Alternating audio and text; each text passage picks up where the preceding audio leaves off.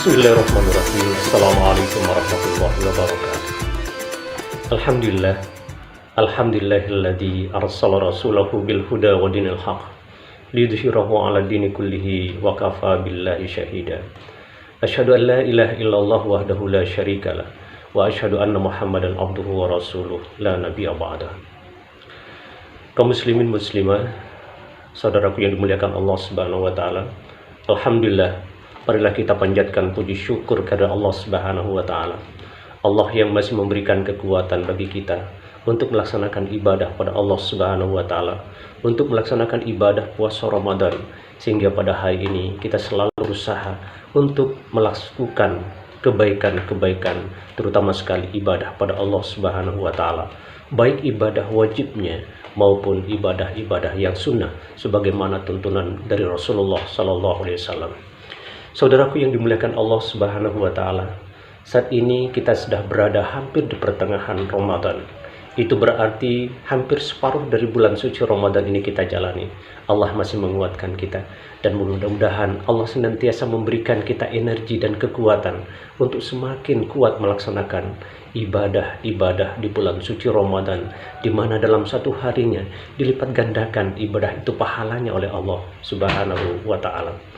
Kaum muslimin yang dimuliakan Allah Subhanahu wa taala, ada beberapa keistimewaan yang Allah titipkan di bulan suci Ramadan ini, di mana awal-awal Ramadan Allah menitipkan dan mewarnai Ramadan ini dengan rahmatnya, dengan kasih sayangnya, dan inilah yang perlu kita raih dari Ramadan ini. Kemudian Allah memenuhi Ramadan itu dengan maghfirahnya, Allah memenuhi Ramadan itu dengan pengampunannya.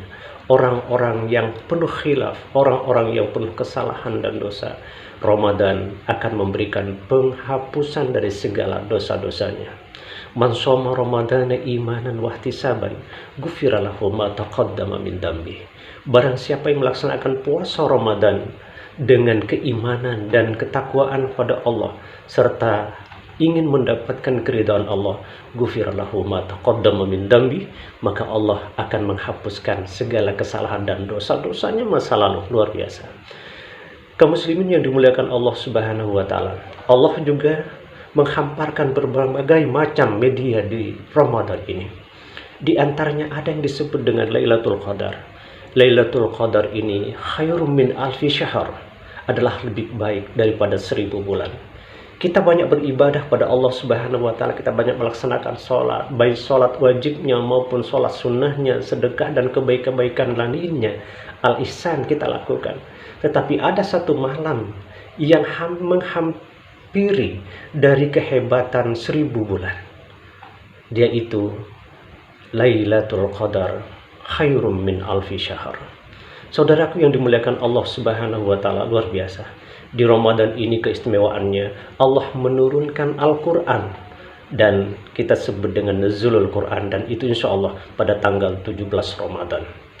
Kemudian yang kedua, kaum muslimin yang dimuliakan Allah Subhanahu wa taala, Allah menurunkan kesejahteraannya pada malam Lailatul Qadar itu, di mana malam kesejahteraan itu dalam beberapa tafsir disebutkan keselamatan dan ketenangan bagi orang-orang yang melaksanakan ibadah puasa, dan itu sampai terbit fajar.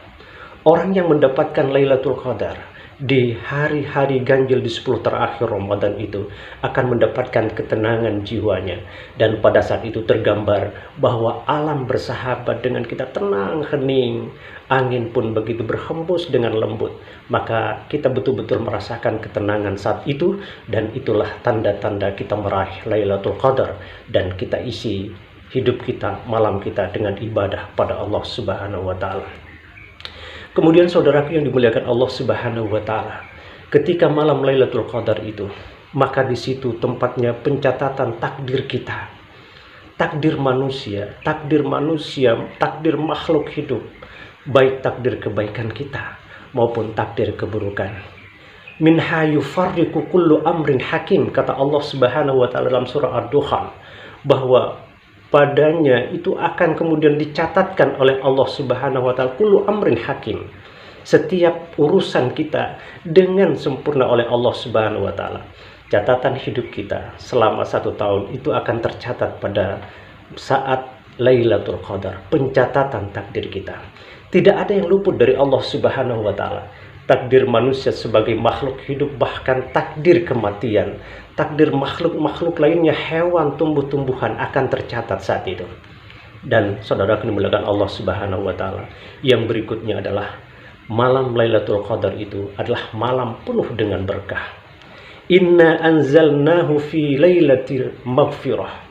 Dalam surah Ad-Dukhan juga disebutkan bahwa malam itu diturunkan sebagai sebuah malam yang penuh dengan barokah. Maka saudara kan dimuliakan Allah Subhanahu wa taala, di malam Lailatul Qadar itu ihya'ul lail. Kita menghidupkan malam kita karena malam itu adalah malam yang penuh dengan barokah.